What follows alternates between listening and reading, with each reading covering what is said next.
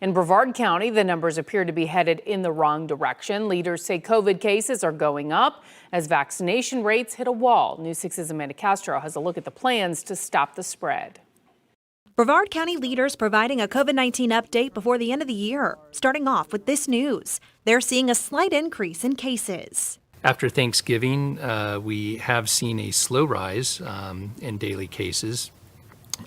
Last week, we were back to 50 per 100,000. Which means Brevard County is a community of substantial transmission, according to the CDC. This as health leaders say the county's vaccination coverage is at a standstill. Right now, with our 5 to 11-year-olds, we're at about 11% of that population that's received at least one dose of the vaccine. This as Governor Ron DeSantis stopped by Ocala Regional Medical Center Friday morning promoting early treatment for COVID-19.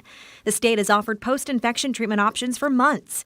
But now DeSantis says there's a newly approved pre-exposure treatment, AstraZeneca's Evusheld. This is a long-lasting, long-acting monoclonal therapy. And in the clinical trials, it reduced the risk of developing COVID in the first instance by 77%. It received emergency use authorization from the FDA last week.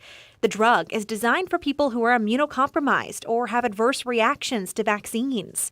It's only authorized for those who are not currently infected or recently exposed to COVID and can provide protection for at least 6 months.